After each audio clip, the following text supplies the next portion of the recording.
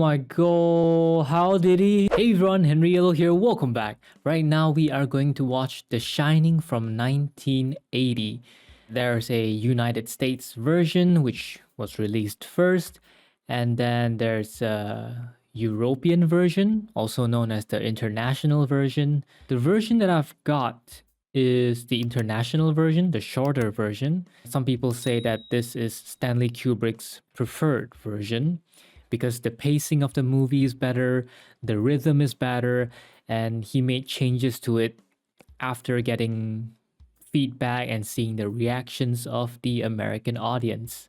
The movie is based on a book of the same name by Stephen King, and I've actually read the book, so I know the story and I know how everything is going to turn out. The book was great, it was scary, and it was amazingly horrifying. Honestly, one of the best horror books that I've ever read. Somehow, I don't feel like the movie will be better than the book, and that's normal because so far I've never seen any movie that's better than the book that it's adapted from. Also, when you read a book, you use your imagination to create the most horrifying, gruesome horror scenes. And that's something that a movie can't beat, because a movie can't beat your imagination. I'm not sure if I'm going to be able to make a proper comparison between the book and the movie, because I've read the book many years ago, so the details are kind of fuzzy. If you love horror stories and you love reading books, then the book by Stephen King, The Shining, and the sequel, Doctor Sleep, is highly recommended. That was the book that made me stay up the whole night because I had to finish the book the moment I started. So I just kept reading through it the whole night until the next morning. And it was a good book. That's how I can tell it's a really good book. I couldn't possibly sleep anyway as I was reading the book because my imagination was coming up with really horrifying stuff.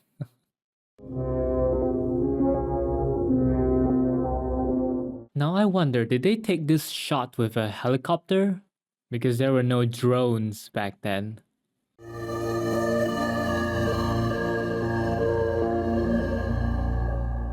Did they give you any idea in Denver about what the job entails?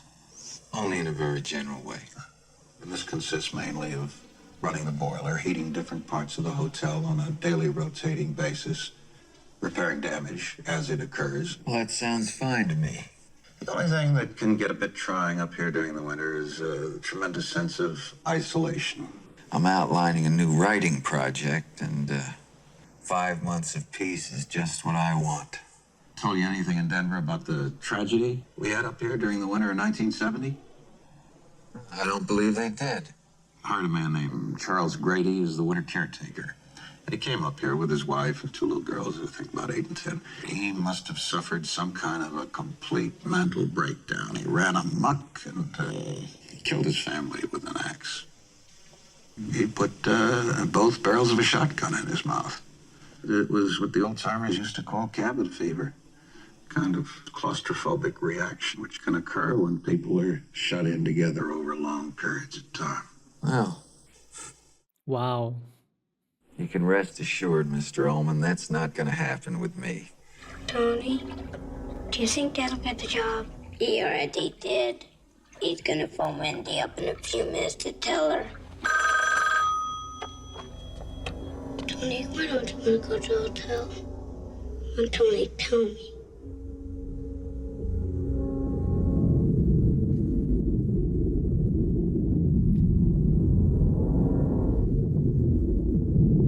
Oh, the girls.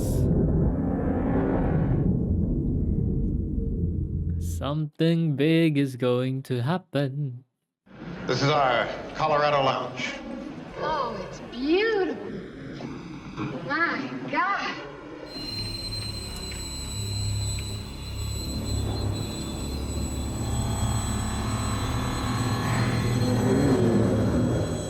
He sees them already. Can you both drive a car? Yes. Because basically the Snowcat operates very much like a car, and it won't take you long to get the hang of it. Oh, they don't have garden sculptures. You folks would eat up here a whole year and never have the same menu twice. Now, right here is our walk-in freezer. Got 12 turkeys, about 40 chickens, 50 sirloin steaks. Wow. We got 60 boxes of dry milk. He can sense it. How'd you like some ice cream, Doc? I can remember when I was a little boy, my grandmother and I could hold conversations entirely without ever opening our mouths. She called it shining. Why don't you want to talk about it? I'm not supposed to. Who says you ain't supposed to? Tony. Has Tony ever told you anything about this place? About the Overlook Hotel? Is there something bad here? More than something. You know, Doc, when something happens, it can leave a trace of itself behind. I think a lot of things happen right here in this particular hotel over the years. And not all of them was good. Mr. Allen, what is in room 237? There ain't nothing in room 237. You understand? Stay out. Oh, isn't it beautiful? Yeah. Woo, we made it. Isn't it beautiful? Yeah. So pretty. Yeah.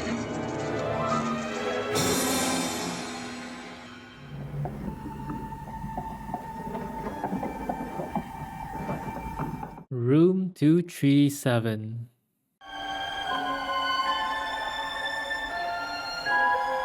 Yeah, I think I kind of remember what was in there, but let's see how the movie plays out.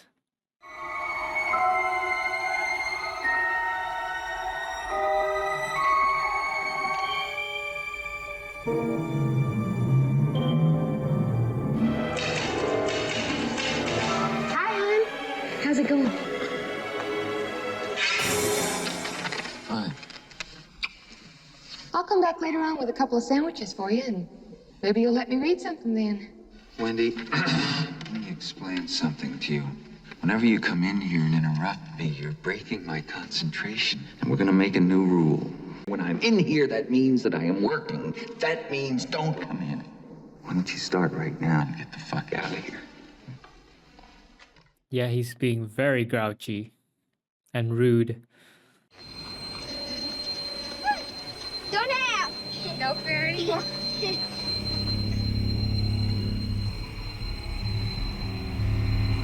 He's going mad so soon. Hi, this is Wendy Torrance at the Overlook Hotel. Hi, how are you folks getting on up there? Over? Oh, we're just fine, but our telephones don't seem to be doing too well. Yes, quite a few of them are down due to the storm. I think it might be a good idea if you leave your radio on all the time now. Over? Okay, we'll do that. Over and out.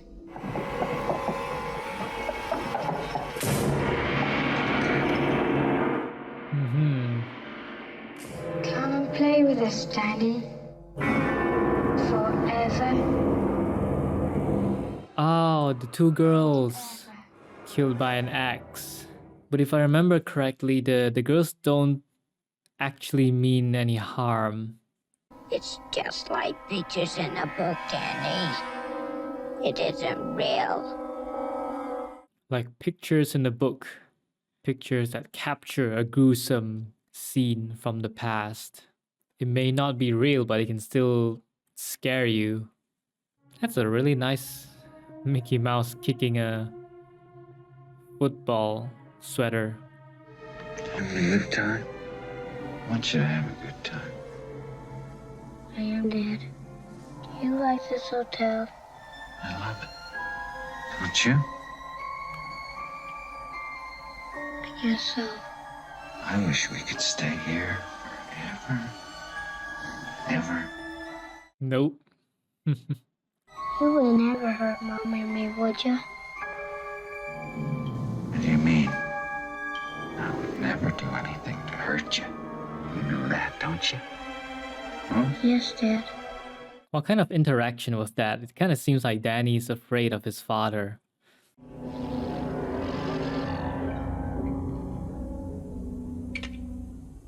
You wanna play? Mom! He's got a lot of different sweaters. Oh, 237 is open. Mom, are you there? Oh yeah, this is one of the scarier parts of the book.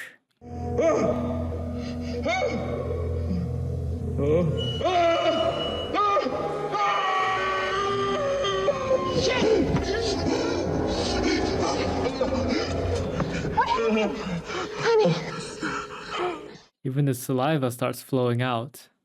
Well, I dreamed that I killed you and Danny. I cut you up into little pieces.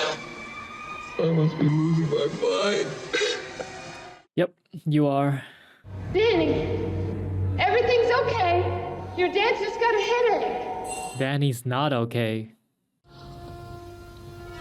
Oh my God. Danny, what happened to your neck? Huh? Maybe I should reread the book. You did this to him, didn't you? You son of It wasn't him. a... How could you?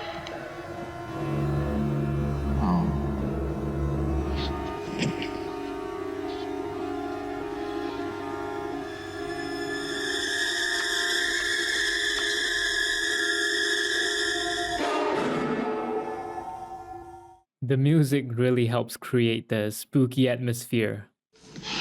My goddamn soul. Just a glass of beer. Be careful what you say. A little slow tonight, isn't it? You slipped me a bottle of bourbon, a little glass, and some ice. You can do that, can't you, Lloyd? I never laid a hand on him, goddammit. I wouldn't touch one hair on his goddamn little head. But that bitch. I did hurt him once, okay? It was an accident. The little fucker had thrown all my papers all over the floor. All I tried to do was pull him up. Jack, there's someone else in the hotel with us. She tried to strangle Danny. Are you out of your fucking mind? I swear it. Danny told me. Oh, Danny told you. Which room was it? 237.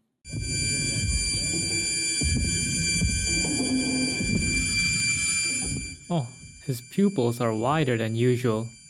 Danny's calling him, right?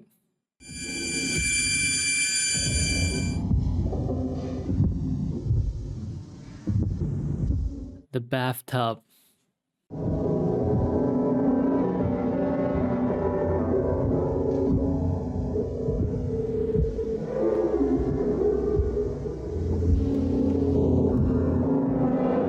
Wait a minute. Wasn't it an old woman? Maybe I'm remembering wrongly.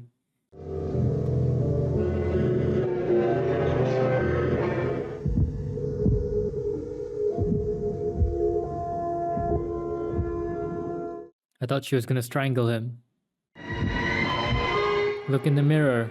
What do you see? Yeah.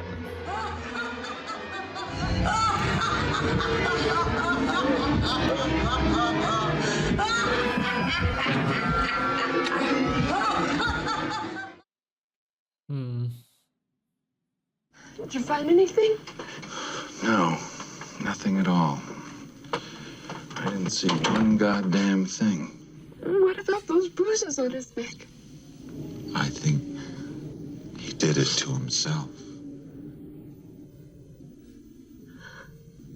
There is no other explanation. Whatever the explanation is. I think we have to get Danny out of here. Get him out of here? It is so fucking typical of you to create a problem like this when I finally have a chance to accomplish something. I have let you fuck up my life so far, but I am not gonna let you fuck this up. The hotel will not let Jack leave. It's got a hold of him. I hate to put you through any trouble, But there's a family up there all by themselves with a young kid. I'd sure appreciate it if you'd give them a call on your radio. I'll be glad to do that, sir. Why don't you call me back in about 20 minutes? Good evening, Mr. Torrance. Good evening. It's like a picture in a book. Traces of the past. It's good to see you. It's good to be back, Lloyd. No charge to you, Mr. Torrance. Your money's no good here. You'll have to pay with your soul. Drink up, Mr. Torrance. Anything you say, Lloyd. Anything you say. Sorry, sir. I think the best thing is to come along to the gentleman's room, sir, and we'll get some water to it, sir. A very red toilet. What do they call you around here, Jeevesy? Grady, sir. Delbert Grady. Haven't I seen you somewhere before? Well, no, sir. I don't believe so. He's not the guy they mentioned at the beginning, right? Weren't you once the caretaker here? Why, no, sir. I don't believe so. Ah, I have a wife and 2 daughters, sir. yep. Where are they now? Oh, they're somewhere around. I'm not quite sure at the moment, sir. They're here. Somewhere. You, chopped your wife and daughter up into little bits, and you blew your brains out. He's now a part of the hotel. Forever. And ever. And ever. You've always been the caretaker. I should know, sir. I've always been here. Mr. Grady has been integrated into the hotel. Your son has a very great talent, and he is attempting to use that very talent against your will. He is a very willful boy. A rather naughty boy, if I may be so bold, sir. My girls, sir, they didn't care for the Overlook at first and tried to burn it down. But I corrected them, sir. The girls knew the hotel was dangerous. This is KDK 1, calling KDK 12. KDK 1, calling KDK 12. Are you receiving? Jack?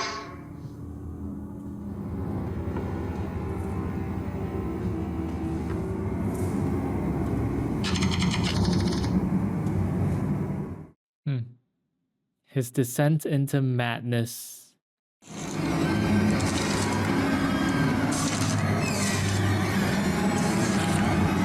How do you like it? What are you doing down here? I just wanted to talk to you. I think we should discuss Danny. We should discuss what should be done. I think maybe he should be taken to a doctor. You are concerned about him. Yes. Have you ever thought for a single solitary moment about my responsibilities to my employers? Has it ever occurred to you what would happen to my future if I were to fail to live up to my responsibilities? I just want to go back to my room. Why? I just need a chance to think things over. You've had your whole fucking life to think things over. Don't hurt me. I'm not gonna hurt you. I'm just gonna bash your brains in. I'm gonna bash them right the fuck in. It's a good time to use the baseball bat. Give me the bat. Please. Give me the bat. Just swing the bat at his head. Oh, God damn. There we go. Okay, you should tie him up. Oh, she's gonna put him in the freezer? Isn't that worse? Well, maybe there are no ropes to tie him.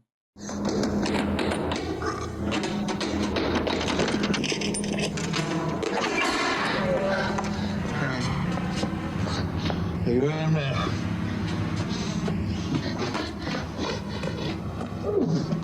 Let me out of here! Open the goddamn door! Let me out of here and I'll forget the whole goddamn thing. It'll be just like nothing ever happened. Wendy, Baby, I think you hurt my head real bad.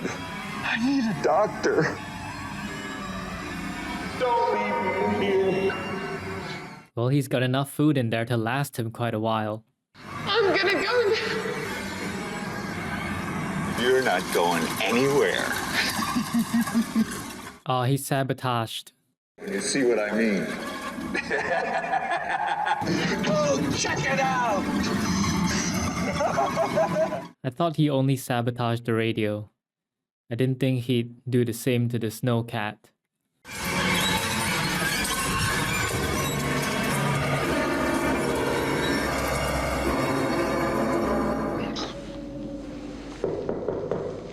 It's Grady, Mr. Torrance.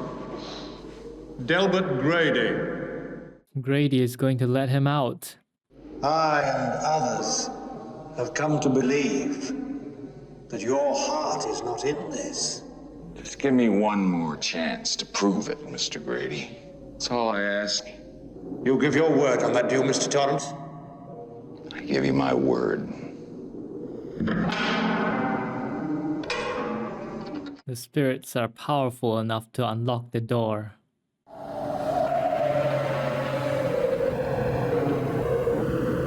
Mr. Halloran is coming to help. Redrum. Yeah, I know what Redrum is. Redrum. Redrum. Redrum! Redrum! Redrum! Redrum! Redrum! Yep. Yeah, and he's using an axe, just like Mr. Grady. No, she needs to block the main door with something bigger, a closet or something. Otherwise, he'll just use the axe again. Wendy, I'm home.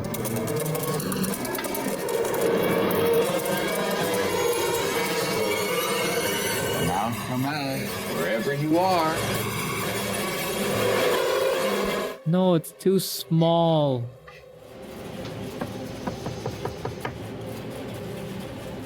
I can't get out. Let it out. Run! Little pigs, let me come in. Not by the hair on your chinny chin chin.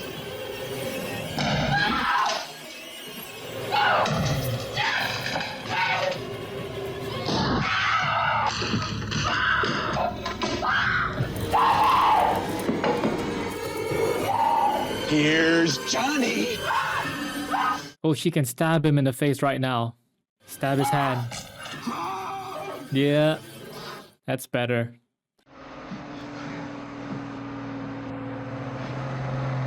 The door is half gone.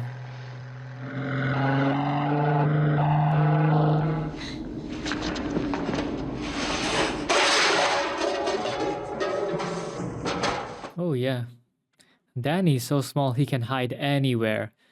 But I think the ghost will tell Jack where he is. Anybody here? You better watch out behind you. Oh my Oh my god. How did he? He was hiding right there. Oh man. Mr. Halloran didn't even stand a chance. Mr. Halloran got on a plane, drove all the way here just to get killed.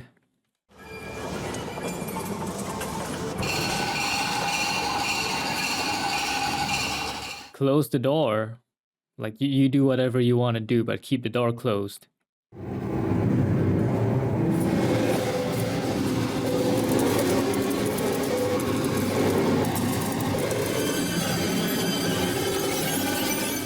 Ah, the footprints. Didn't even think of that. Great party, isn't it?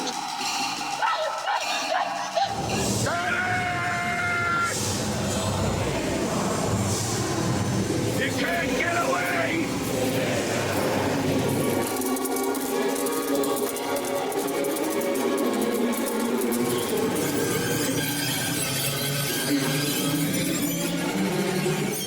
Okay, Danny is smart to notice his own footprints.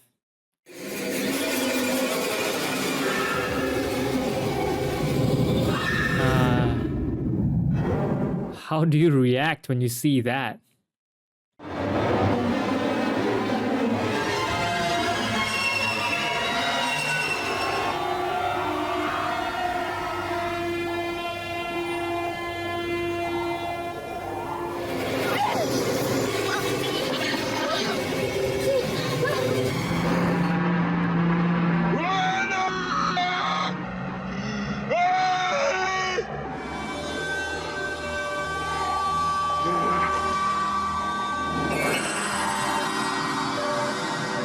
Frozen to death. Now he's a part of the hotel forever.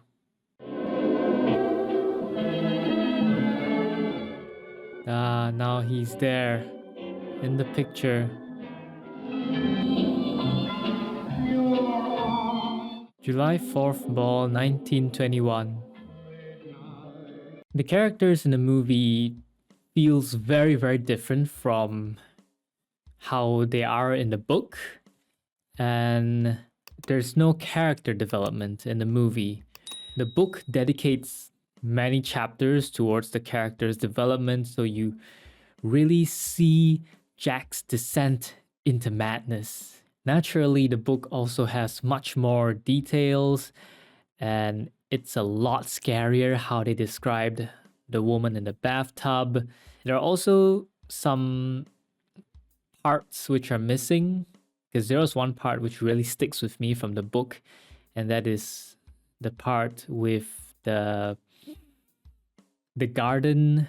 I don't know if you would call them sculptures because they're not made of stone, but when there's a hedge and then you cut the hedge to decorate it into a certain shape or a certain animal or object. Yeah, there was one part of that in the book which really stuck with me, and it gave me goosebumps when I read it, but they didn't have it in the movie.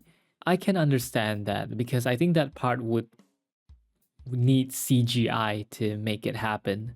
I believe it would have helped if the movie showed like how many months it has been or showed the dates instead of showing, oh, it's Tuesday, it's Saturday, it's Monday. Like you don't have a concept of how long they've been there.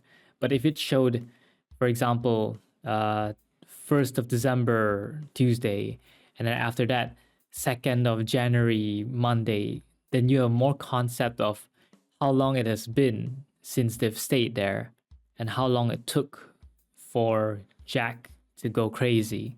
I do highly recommend those who haven't read the book to read it.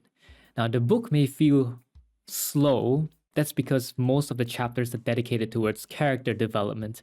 So if you love character development, Stephen King's books are great at doing that.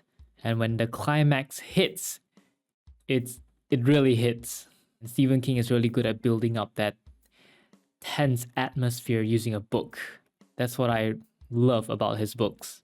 Overall, I think the movie was all right. I mean, I can't help but subconsciously compare it to the book, and that's why I just feel like it's all right. Whether you've read the book or not, what did you think about this movie when you watched it? Let me know your thoughts down in the comments below. Thanks for watching it with me. I hope you enjoyed my reaction, and I will see you in the next video. Peace.